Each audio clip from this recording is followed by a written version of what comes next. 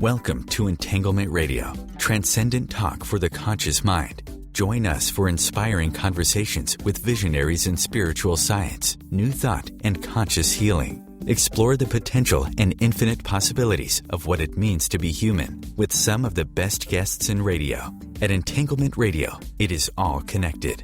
Now, here is your host, Angela Levesque, on the OMTimes Radio Network.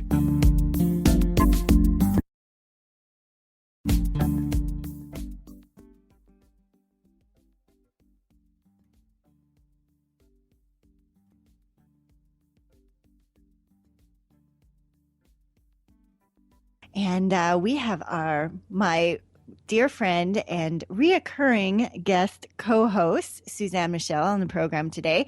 And we are going deep. We are talking about the outer edges of inner wisdom. So I'm going to get Suzanne, how are you doing? You're here. Let's have you join the conversation. How are you doing today? Good morning. Good morning. I'm just looking out my window and I'm looking at the blue sky and the snow-covered mountains. It's really beautiful out there. It is. So yes, for those of you listening, Suzanne has been on the program before. We had a great conversation, I think at the end of last year, talking about intention and the end of a 9-year cycle going into 2016. And we talked about choice points, which we'll talk about more today. So, Suzanne, I could go ahead and read your bio and do all of that, but I'd rather you just share with us, what is it that you love to do? Oh, it looks like we might have lost Suzanne here just for a second. So, looks like she's coming back. I love live radio. So I'm not sure at what point you cut out there, but I was just saying, I could read your bio, but I think it's so much more interesting to have you share with us what it is that you love to do. Oh, wow. Okay. Yeah, we cut off when we were talking about the last show that we were doing, which was the end of the year. So what was the question? I'm sorry. Got you all frazzled now. I was just saying, I could read your bio here, but I don't think that that's as interesting as letting you tell my listeners exactly what you're about and what it is you love to do. Yeah. So what I love to do is I love to be engaged in life. And whatever that looks like, whether it's hanging out with my friends or family or going to the foothills, playing with my dog, working with my clients, helping them to connect their body, mind, and soul through body work and intuition coaching. I just love to be engaged. I love to feel purposeful. I love to be on purpose. I love that feeling of just breathing and feeling alive. I know that sounds kind of cheesy, but it really is the truth. It feels good to just be here, be in this physical form here on Earth. We've had this conversation before, and my passion is, and even every time I listen to the intro of my show, I love the idea of potential. And I think that's really in alignment with what you're talking about, that feeling of just being in it and knowing that it's about more than this, like you get up, you go to work, you come home, you watch TV, you go to bed and repeat, that there's just so much more. And so much of that is just bringing yourself into this moment. And that's how you're in it, right? But we don't realize we spend so much time thinking about, okay, what am I doing later today? So let me set this up. I'm working it out. And it really doesn't matter until you have that moment, until you engage in that moment. That's where your choice happens. And so to me, I like to describe it as that, that awakening of that potential within us. And that potential is in that present moment. And so I love that. I forgot to mention, so next week we have Roberta Grimes, who I've interviewed several times. I think this will be the second time she's been on this program. And we are going to be talking again more about potential and looking again. We had Barbara Marks Hubbard on in December, and she did a kind of her idea of the Book of Gospels. And we're going to be talking more about that, looking at the afterlife as evidence, and really, if we strip all the dogma away, what was the real teachings of Jesus about. And so that's what we're getting to next week. But before we get to our topic today, Suzanne, did you watch The X-Files on Sunday? No. I think you definitely should. I had another holy crap moment. I know last week we talked about aliens, and that's the reason I'm bringing this up. And I also know that you're very familiar with Dr. Stephen Greer. Uh-huh. And yes, so they masqueraded a lot of fact as fiction. And it was just like, oh my goodness. I've seen Dr. Greer talk about this. Like so much of the beginning of the show last week when they were kind of doing the recap of alien visitation has been in many of the books that I read, even of the lady I had, Nancy Dutetra, on last week. And it was like, oh my goodness, they just had full disclosure, except it was wrapped in a conversation, wrapped in a fictional show. I think it would be worth your $1.99 on Amazon to go and seek that out. Well, I wonder most of the time if a lot of our, movies the movies that we see, if they aren't just kind of giving us small bites of what's really going on in a fictitious way, right? Like it's, they kind of play it up and dramatize it and everything, but you just wonder like, how much of that information is maybe being fed into the arts from real accountable, people that have actually had encounters with ETs, and then they've been giving this information to the artists to then create a movie. Or even things like Avatar, right? Yeah. The ICU, which doesn't necessarily, yes, of course it was ETs and stuff, but even just some of the mystical and the, again, that potential of human possibilities that they kind of, and we see that so much more in the collective consciousness. And part of me wonders, is it showing up there because the powers that be, whoever that is, wants us to see this, wants it to start being part of human knowledge? Or if those themes, whether it's aliens or mysticism or whatever, are reflecting what's going on in the collective consciousness. Yeah. I just wonder if art kind of reflects science and science reflects art and vice versa. I think it's all we're getting to that place where it's merging for sure. Art is really merging with science. Like a singularity. Singularity. Mm-hmm. Well, let's move on. I think entanglement, part of the reason it's that is because I do think all things are connected. And even this conversation, overtly, you might not think, what the hell does that have to do with inner wisdom? I think it is all connected. If we look at it from a kind of an eagle's eye view. So let's talk about inner wisdom first, because I think that is, lots of times we talk about intuition, we talk about inner knowing. Inner wisdom to me is deeper. And maybe you think it's just semantics, but there's something different between just having an inner knowing and having inner wisdom. What are your thoughts on that?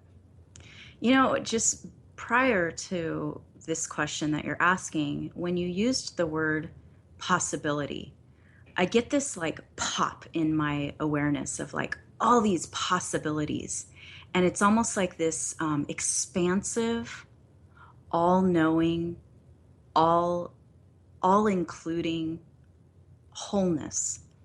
And then when I pop back into my physical body and I go, wait a minute, but what are the probabilities of that possibility?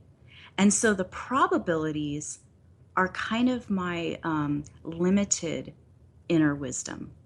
So it's like limited inner wisdom is probabilities, and then collective wisdom, all possibilities is in that category of that. Are you feeling me? Like it's almost like possibilities are just everything, but then there's probabilities, things that we know, that we can measure, that we can probably in this lifetime with this amount of technology, with this amount of knowledge, we could make that happen. But can you, I don't, I'm, No. So as soon as you're saying that, I'm thinking, you're right. So if we look at wisdom on a grand scale, it is connected to those cosmic laws that are ultimately embedded in our experience. So I think that out there, when we're talking about this field, I think that everything that ever will exist has exists and will exist forever. It's kind of like there's never been a beginning or end. But as things start to get filtered back into our own knowing, so there's these cosmic laws, and then there's our experience, that's where the probabilities come in, and that's where it starts to get filtered through our mind-body relationship, our habits, so it starts to get even closer down to then our nutrition, the way we move our bodies, to these very 3D dense physical things, and that's where the probabilities come out, unless we're able to start to reach on the far edges of where that cosmic universal knowledge and where our own personal experience of that, where those meet. And the further that we're able to expand ourselves, expand that awareness, the closer that we get to that field of pure potential. How does that work? That is beautiful. That you articulated it perfectly, because what you're saying is that possibility is everything that we can imagine. And then at the same time, we are these physical beings with these probabilities that hold, like you said, our experiences, our habits, our behaviors, things that we take action on in order to make that possibility happen. I'm just getting all tingly over here. I also know that we're up on a break. So Okay. When we get back, I want to talk more about this collective and personal wisdom, and talk about choice points and really what it means when we do live on that edge, that vibrational edge between cosmic and personal. If you want to know more about my guest, you can go to Revive with Energy, and she's also on Facebook. Again, I have special co-host Suzanne Michelle. We'll be right back. The future of Internet radio is here. OMTimes Radio. IOM FM.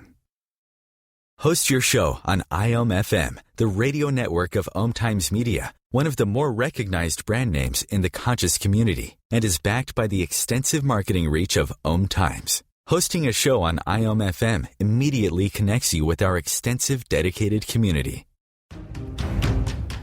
Do you want to be a better communicator? Do you want to better connect with the important people in your life? Do you want to enrich your relationships? If so, join me, Matthew Cooper, on the Positive Control System Show every Wednesday evening at 11 o'clock p.m. Eastern Standard Time on OMTimes Radio. I'll meet you there. Hi, this is Angela Levesque, host of Entanglement Radio. Join me Wednesdays at 12 p.m. Eastern for inspiring conversations with visionaries in spiritual science and conscious healing. Entanglement Radio, Wednesdays at 12 p.m. Eastern. Transcendent talk for the conscious mind. As difficult as it is to believe, there are places in Africa where human traffickers sell albino children and their body parts for use in magic rituals. Humanity Healing International is actively working in Uganda to change this paradigm. The Albino Rescue Project finds albino children who are at risk and places them in safe schools and environments where they can learn and grow free from fear. To learn more or to sponsor a child, visit humanityhealing.org. Humanity Healing is where your heart is. Free your mind with OMTimes Radio. IOM FM.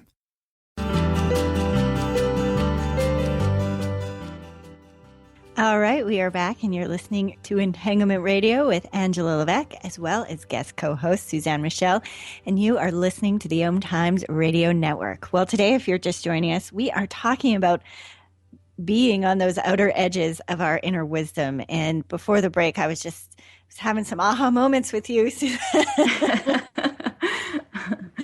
I love being able to, and this is kind of the reason why we've set this up, is to have these free flow conversations, because sometimes it's this back and forth. Often I think from an educational perspective, it's fantastic to have my guests on and we talk about, the subjects of their book. And, I think that provides a lot of information, but I think it's these conversations that really allow for the expansion. At least I can say that for myself personally as well. So I enjoy having you on here to be able to do this with you.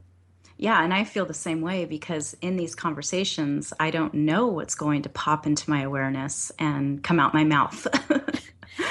So before the break, we were talking about, I love that. So way out in the field, that's where every possibility exists. And as it filters down and, moves through these different energy densities and gets very close to us in our bodies, it starts to become probabilities because we're creatures of habit.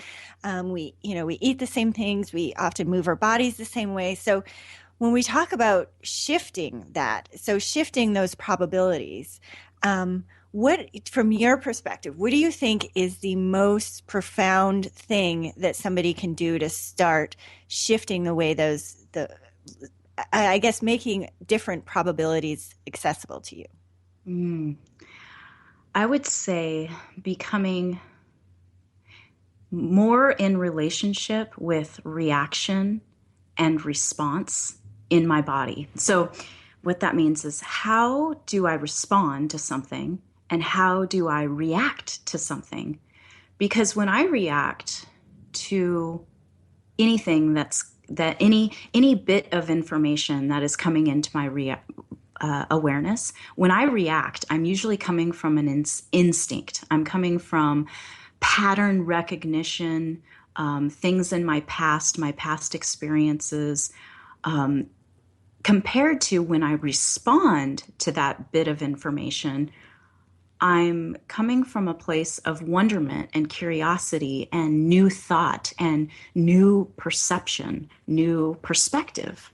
So, we just lost her again. I'm not sure what's going on today, but she'll be back in a second. And to speak to what she was saying, I think the further out that you can get in these layers and have the conversation. So she was really talking about the mind-body perspective and really talking about being able to look at perceptions and those ideas. And I think that there's even more value in that going from that layer than just trying to change the food you eat. Now, don't get me wrong, the food you eat is really important, but the food you eat is so tied to this conversation, like Suzanne Michelle was talking about, between our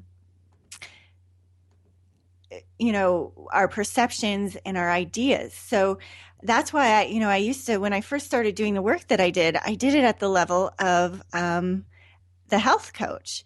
And I realized that it's really hard to change those patterns with people if you haven't looked at the mind-body relationship, if you haven't looked at people's perceptions and had the conversation with yourself about what's underneath this. Why am I choosing to eat the way I'm eating? Why am I choosing to move the way I'm choosing to move my body?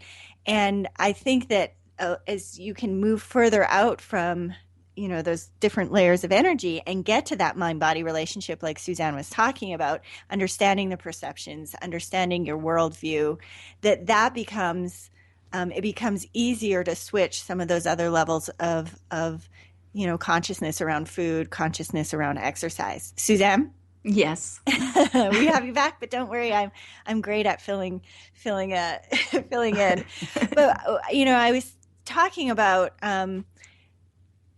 I asked you the question, at what level, what is the most profound thing that we can do to shift the probabilities? And you were really talking about the mind-body relationship, the mind-body experience. And I was saying while you were off that when I was a health coach and just trying to talk at the level of diet and exercise, unless you had that mind-body piece, it wasn't enduring for people because they still didn't have that level of awareness as to why they were making those choices. What are your thoughts on that? Yeah, it's huge. I call it seeing past our own nose. When all we can see is our inner landscape, our own experiences, and we're just reacting from these impulses, from these, emotional impulses, we can't really see the bigger picture. So if I'm just, say I'm addicted to sugar, right? And I'm just reacting from a place of, anytime I'm stressed out, I want to eat candy, or I want to eat, pastries, or I want to eat something that gives me that sense of calmness. But actually, it doesn't really make me feel calm.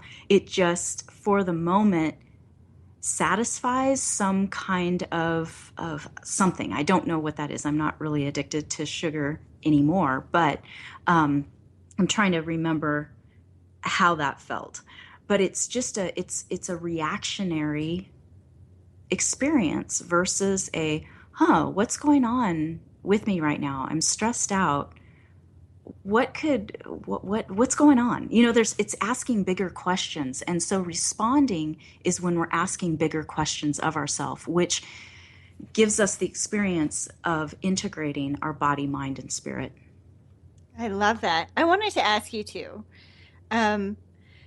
So we're talking about the outer edges of inner wisdom. Would you say that you could use the word intuition and inner wisdom synonymously?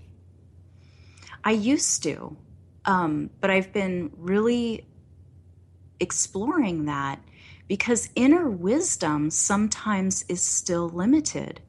Our inner wisdom is sometimes still limited by our preferences, our assumptions, our conclusions about something, our expectations. And so if we were completely clear and open to the source of all wisdom, we would be able to use the word intuition and inner wisdom synonymously. But I am not so sure that we can when we have all this clutter.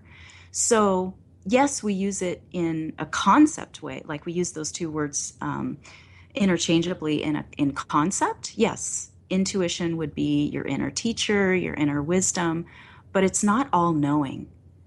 I've been really, because this is my work, I've been going really deep with it. So it's interesting though, because I feel almost a little bit opposite. I totally understand what you're saying, but for me, and again, we were talking about our personal filters and our worldview, is that the word intuition has kind of been, because it's kind of an it word right now, it's been used in a lot of ways, in a lot of contexts, that I think has limited what exactly it means. Do you know what I'm saying? Like, I do. And I feel that it's been hijacked. Yeah, that's a good word. By instinct. Instinct is different than intuition. Instinct is really when you're able to, instinct is when you're reacting. You're reacting from basically recognized fixed patterns in response to certain stimuli. So basically, like, animals are great to watch. They are so instinctual. They're not intuitive. They're not stepping into the field of possibility. They are reacting from patterns. So, like, what is it, Mavlov? Is that the Maslow, where, the ringing of the bell. Oh, no, that's Pavlov. Pavlov. See, all these, yeah. So Pavlov, where, the ringing of the bell instigates the dog, frothing at the mouth, saliva coming out of his mouth because he's hungry, right? But is he really hungry? Because he's just eaten like 10 pounds of food. But when that bell rings, boom, all of a sudden the dog is hungry. But it's not, the dog isn't acting intuitively, because if the dog was acting intuitively, he would just stop eating because he was full.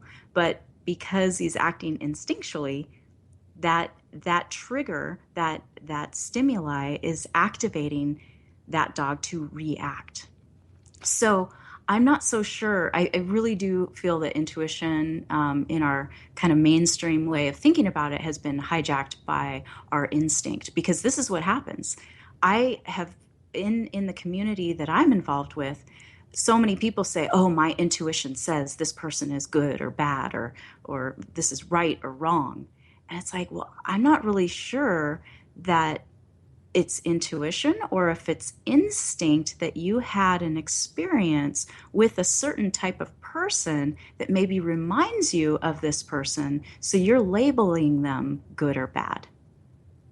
And I would even say that there's another, well, like you were talking about Pavlov, that conditioned response. I think that that's even somewhere in between, or maybe somewhere lower than instinct. Because, and the thing is we do, I mean, that's where essentially a habit is a conditioned response, right? We have that trigger of something. And, for example, when I was a smoker, I would get in my car, and as soon as I'd get in my car, I would light up a cigarette. It's funny when I think about saying that, because I think that's so disgusting now that I would do that. But, or have a coffee, and you would match the same thing with the bell and the food, right? You would match those two things, and that's a conditioned response. And I think that is even a more devolved experience than instinct. Instinct to me has a clear channel, but it is to those patterns of experience that I think are less muddied than having a coffee and a cigarette, or those couplings. And I think that the difference between all of that and really is the key, and we can talk so much more about this after the break, is that present moment. That's the difference between, so when you have the light up a cigarette and have the cup of coffee, there's no conversation with yourself. There's no being in the present moment. It's like these two things are coupled, and without with my subconscious, without my conscious awareness, I'm just making those two because that's the pattern that I've created. Yes, it's interesting. Like the Apple, the company Apple has created these products, the iPhone, the iPad, and they've called their products intuitive. You can use them intuitively, right? You can pick up this device and intuitively you know what to do. But is it intuitive or is it instinctual? Is it that you're just able to pick up on these patterns of all these other devices and just kind of do this cross-reference?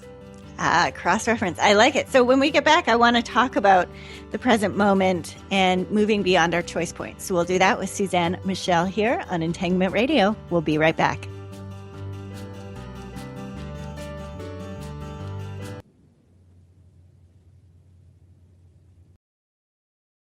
Conscious media for conscious minds. OMTimes. Being a radio host on IOM-FM allows you to build your show on a rich platform with the power of the internet to fulfill your outreach goals and connect with a very specialized and global online audience, unlimited by time and distance. OMTimes Radio will provide you with web relevance, a recognizable conscious brand, and with the standard of excellence that has accompanied every single OMTimes endeavor. Host your show with OMTimes Radio Network. Hi, this is Sylvia Henderson, intuitive life coach and energy healer. Are you ready to elevate and rise way above your normal? Be sure to listen to my show, Intuitive Transformations, on OMTimes Radio, Sunday evenings at 9 p.m. Eastern. Get the inspiration you need to transform your life. Do you have time to read that inspiring book or that blog post you've been meaning to get to? In your busy world, how do you improve yourself and keep your life going? I'm Lisa Kay, and my Between Heaven and Earth radio show can transform your life just by listening. Be uplifted with inspiring topics, positive stories, and ideas that really work. Between Heaven and Earth radio is conscious living for your soul, every Wednesday at 4 p.m. Eastern Time. Are you trying to get from point A to point B and need a little advice? Connect with the counselors at OMTimes Advisors. Whether you're looking for a life coach or a spiritual intuitive, the advisors participating at advisors.omtimes.com were carefully chosen based on their gifts, skills, and professionalism. OMTimes Advisors, connecting you with the best advisors in the business. Bringing you the best of the conscious minds in the world. OMTimes Radio. Your conscious lifestyle on steroids.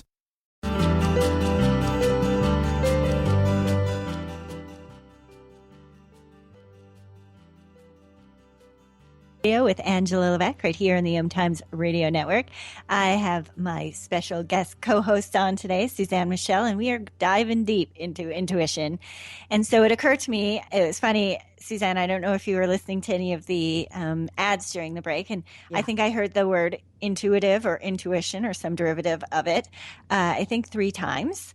Yes. And I thought, let's get clear from as you and I move forward, what are we talking about? Because you're right, it is a buzzword these days, and in some cases it's been very hijacked. And I'm not saying that is the case by the people that we were talking or that were exemplified in those commercials. I was just saying that is a word that people are using. And so when you use that word, what exactly are you talking about? So intuition, it's basically a packet of light. Light is before words. So if you're in a situation and you get an intuitive hit, you get a feeling, you get a body sensation, not a feeling like an emotion, but you get a body sensation of something, whether something feels light or heavy or weird, or you get some kind of an experience, but you don't rationally, you can't reason with it. You can't, it's very irrational. So it's information that is irrational. You have no reason why you feel the way you do. That's intuition.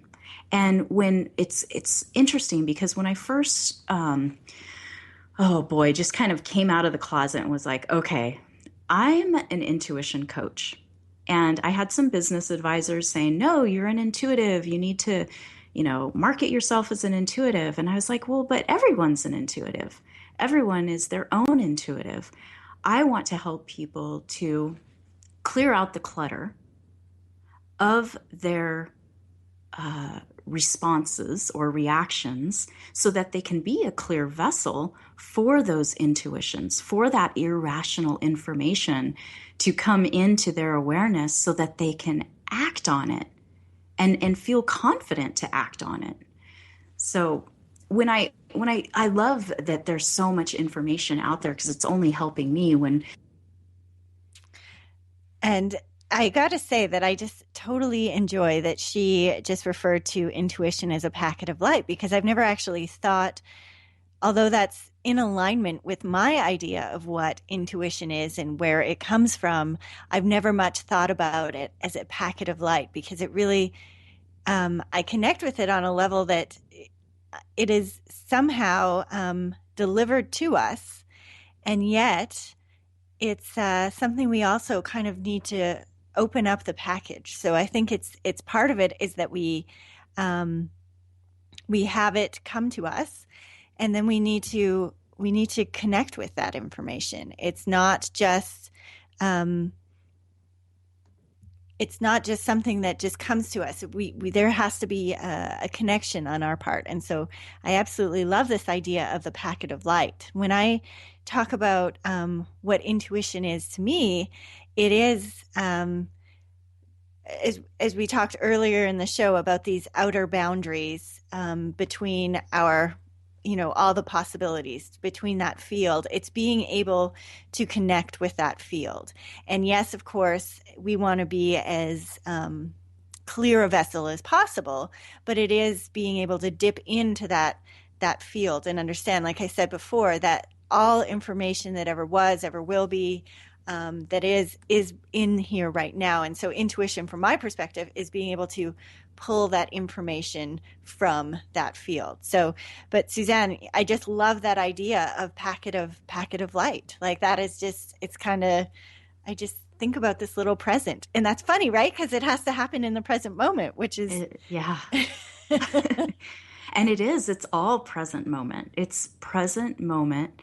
That's why when we get an intuitive hit, a lot of times at first, we are getting that hit. And then we pop out of the present moment and go into our past, or we get fearful of the future. And so then we make up stories about what that packet of light means. We start putting meaning to that light, to that information, and we start formulating our own words, our own ideas, our own how to make this happen, how does this apply to that, so it's just it's yes, being in the present moment is when you can experience the most powerful intuitive hits. So last time we were on the show, we talked about choice points. And I had actually several people send me messages saying, oh, I loved that idea of choice points. And first, I want you to, for those of my listeners that didn't listen to that show, just describe what you think a choice point is and how we connect with that choice point, or better navigate through it when we're able to connect with those packets of light. Okay, so when we're offered choice points, it's usually the umbrella is we're in a decision-making process, right? So the umbrella is the decision-making process. And then the little things underneath the umbrella are all the different choices. So the choices are usually preferences. They're usually options that are available. So that's only what you can see. So choices are only what you can see. And then you're choosing based on your core values, how you want to feel.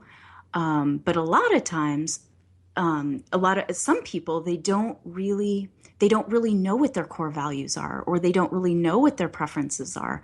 Maybe they have a lot of programming, from church or culture or education or family or friends. And so they're kind of reaching out for these choices, thinking they're making choices, but maybe they're not really making choices. So is that what where you're kind of wanting to show, like, what a choice point is versus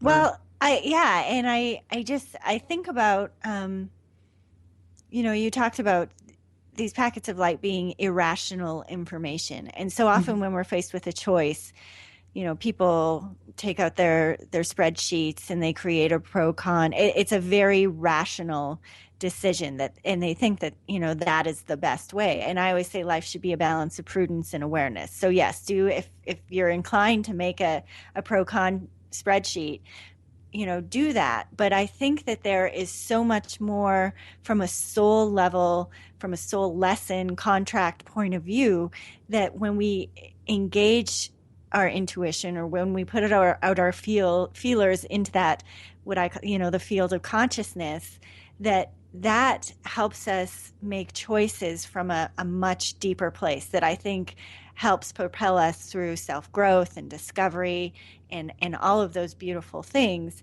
in ways that just simply, rationalizing your decision or your decision-making process, I don't think that it can give you that same level of accomplishment, or I don't know, like depth or meaning to your choice.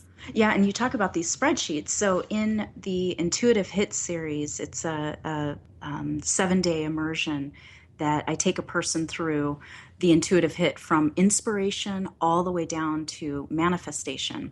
And you talk about the spreadsheet, and there is, in the clarification portion of this, what I do is I help a person to take all that information of light and put it out from their experience onto paper. So this is like a intuitive spreadsheet, if you will. Then I help them to divide what is the intangible, all the feelings and kind of gut hunches and all that, and kind of and separate it from the tangible experience, what they actually see, what they actually heard, what the person actually said, things like that. So it's the spreadsheet becomes the tangible and the intangible of all that light packet. And it's so fascinating because when you do that, you're basically taking an objective observation role and a subjective role. So you're seeing it from like an investigator's point of view, the information, you're seeing it as an investigator, and then also as an experiencer. Whereas when we do a spreadsheet of only rational thought, it's very linear. It doesn't have a lot of feeling to it, right? And so that's what you're talking about, is that, extra multi-sensory aspect of us doesn't get to be included in that spreadsheet when you're making a decision. Do you find, I have several things to say on that, but do you find that people see a congruence between the subjective and the objective, or do you think that or do you usually see that people have quite a divide between, the subjective and objective experience? So when I'm working with somebody one-on-one and I'll ask them to do this, they begin to, when I say, okay, let's, what did you actually see? What did you actually hear? What did you feel? What did you touch? Like what actually happened? And they'll start going into, when I'm asking them for the objective point of view, the tangible, they'll go into the intangible. And I'll say, no, let's slow down here. Let's stick with the facts. And it's like, do you remember, was it Dragnet? That show where there was the officer, and he was a hard ass. He was a total hard ass, and it'd be like, just stick with the facts, ma'am. So it's kind of like that. Like, to stick with the facts is really challenging for a person, because we want to go into the subjective. How did we feel about it? So yeah, I mean, there's a lot of blurriness. So if you're being guided, it helps me when I'm being guided, because then there's, somebody saying, no, just stick with the facts, stay in this objective point of view. We'll get to the intangible. We'll get to how you felt about it and how it affected you and how it affected everything in your life. But for now, let's just stick with the facts. It's funny because as you're saying, so the other thing I wanted to say, and we're almost on a break here, so when we get back, I want to talk about intuition and then how that relates to manifestation, because I think that that's a big point people like to talk about.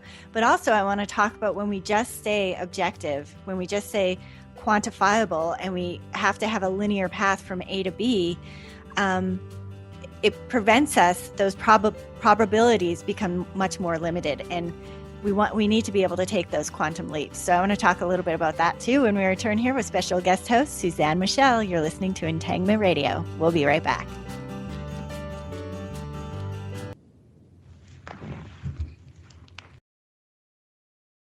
Your conscious connection to a more mindful world. OMTimes Radio. IOM-FM.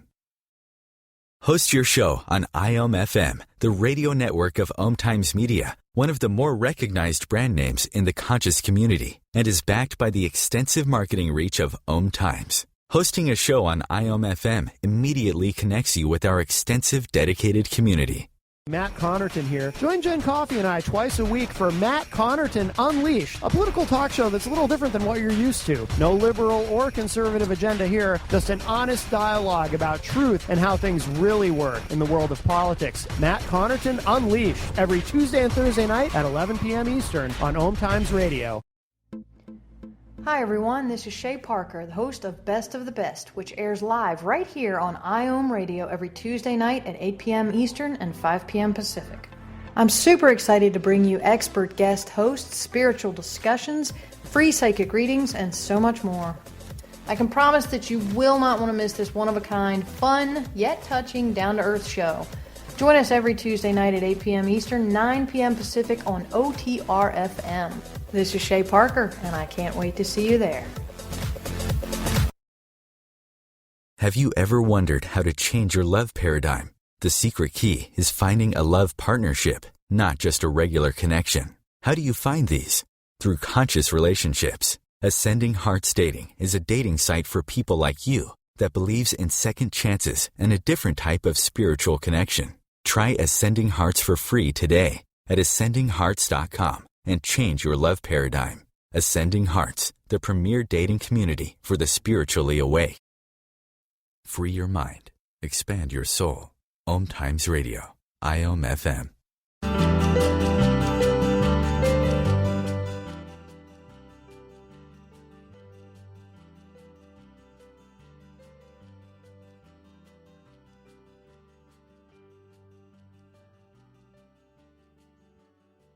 up in March, and you can find that at hestiahealth.com. So Suzanne Michelle, right before the break, because I was having this, as we were talking about the creating the linear list and then creating the more intangible, connecting the more subjective experience. And I was thinking, even in quantum physics, they talk about probabilities, right? And so I'm just thinking about being able to jump from one place to the next. And when you're just rational, when you're just all about creating this list and this linear path to take you from point A to point B, you limit your ability to make those quantum leaps. I just put that together while I was listening to you talk. Exactly. And that's where, when we can see our objective point of view, and we can also see the transparent, but just as real, the unseen world of ourselves in that decision-making process, and get really comfortable with that. Because right now, a lot of us don't believe that. A lot of us go, oh, that's just in my head. That's just my imagination. That's just me making stuff up. But, sometimes it is, and sometimes it is. Sometimes it is us making something up that is informing us, because it's something that we haven't stepped into yet. It's informing us to get the hell away from this person, or, to go forward with this project, even though it scares the heck out of us. So all of that intangible information is just, it's imperative for us to be able to relate to, so that we can then bridge the gap from what we're seeing on a tangible level, what we're actually hearing with our ears, but be able to hear something deeper, a deeper drumbeat, a deeper heartbeat that is actually wanting to emerge. So that's the decision-making process, when you're using your intuitive insight along with your logical mind, because the logical mind is so important. We came here with a brain on purpose. We don't want to discount what our beautiful, brilliant minds have to say. We just want our minds to follow that intuitive information, so that we can take action with that integrated process of heart-mind connection.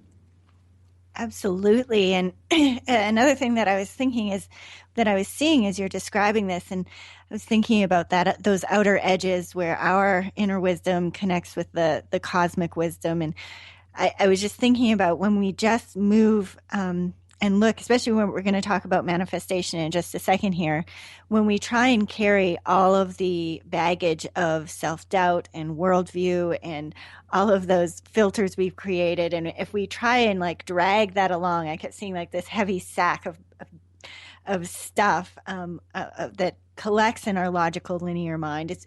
We can't drag that to the outer edges of ourselves. So there has to be this, like you said, that coherent state, or that resonant match between our heart and our brain, and then ultimately that leads us to our conversation about manifestation. But I just thought, you can't go to those places from just through your rational mind. It doesn't work. But at the same time, it can't all be, at least right now in our current it can't all be hanging out in pure awareness. But because we have to pay our bills and get groceries and stuff too, right?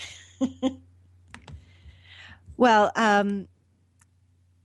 so I want to move on to the conversation about how this intuition, or our inner wisdom, connects us with manifestation, because I think that is a conversation that people always want to know. We talk about the secret, and so I think it serves us to really connect this inner wisdom, this intuition, with how we make things show up in the world. So Suzanne, you want to start that?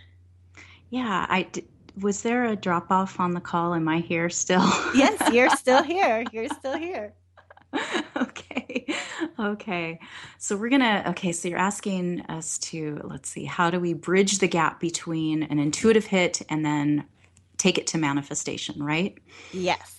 Okay, so let's see. So the way that I see us as humans as this, vessel of opportunity to manifest all this unseen world, all this light, all this information that is not in form yet, then we are now here in form. So we're here in manifestation. So we have these vessels, and I see us as, when we get an intuitive hit, how clear our awareness is, how clear our convictions, our courage, our clarity of receiving information is really indicative of how we manifest in the world. Now, manifesting isn't all good all the time. Sometimes we manifest really crappy things. So depending, again, on how clear or not clear our vessel is how we will manifest. So we're all going to be able to manifest in the world. We're all going to be able to create something from our choice points. So we're taking those choice points, whatever they are, that are laid out in front of us, and we're all in a decision-making process, and we're choosing. We're consciously choosing. And if we say that we're not consciously choosing, well, maybe we're unconsciously choosing something. So in any case, we're always choosing something, right? So that's kind of the baseline there. We're always choosing. So are we there still? Yes, you are. Okay. So I'm a little gun shy now. I'm like, I look at the Skype thing and, there, I'm gone. So the manifestation comes from this process of information coming into our awareness, getting filtered through our wounds, our experiences, our successes, our, what people think of us, our conclusions about things, our assumptions, our expectations. I mean, it goes through this whole, it's almost like a pinball game where you pull the little lever and the ball hits the end of the lever and the ball just goes pew, and it goes through the pinball machine, right? So it's kind of like that. And depending on how skillful you are to be able to keep that ball in the pinball before it goes out to the side and goes down and you lose the ball. That's how, this is so challenging. We're talking about intuition, and I'm like, okay, how do I pull this information and move it through my own awareness and talk to you about it? Because it's so big. So having the ability to have the skill set to know thyself and know how to make discernment decisions instead of choice points. So discernment is different than judgment, right? So when I make a choice, I'm usually in judgment.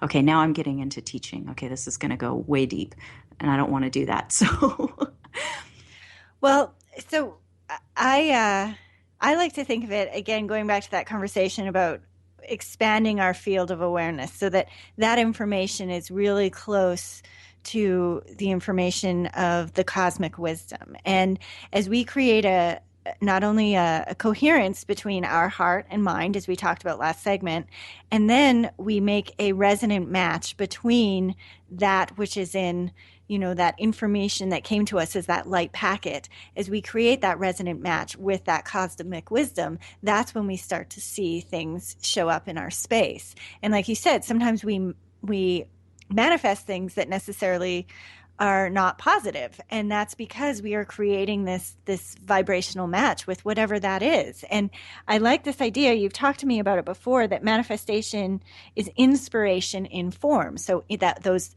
packets of light and information make it information. Once we create that resonant match between our heart-mind complex and having that in coherence with that of which we desire. So, and I especially find it profound when we connect that with our divine will. So when it's something bigger, it's not just about the Maserati or the nice house. It's something that's in alignment with our soul contract. And so I think that that's a really important part. But we only have a couple minutes left.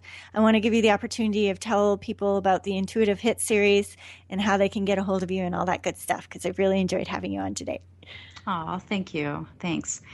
Sorry about all the drop-offs on Skype. I don't know if I was responsible for that or not, but if I was, I'm sorry.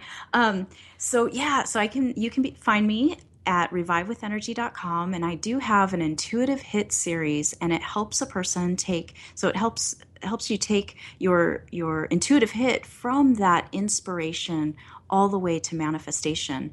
And we have topics like love and relationships, life purpose, and throughout the year, I'm going to be coming out with more topics. But our first one that starts is love and relationships, which starts on February 7th, and it's a 7-day immersion. So I'm going to go really deep into how to clear up that muck in our system so that we can be a clear vessel for manifesting our intuitive hits. Well, Suzanne, thank you so much for being on the program today. And I'm going to have you on again, and we're going to have another great conversation. Thank you. Thank you so much, Angela. This was great. You are welcome again. So that's Suzanne Michelle. If you want to learn more about her Intuitive Hit series, you can go to revivewithtenergy.com. If you want to know more about me and what I offer, you can go to hestiahealth.com. You can find me on Facebook and on Twitter at Hestia Health and Entanglement Radio. Coming up next week, we have the lovely Roberta Grimes, and we are talking about her book that I just forgot, but it's right there. Liberating Jesus. And what was, if we remove the dogma, what was the true message of the gospel? So we'll have that here next week. This is Angela Beck, wishing you love and light.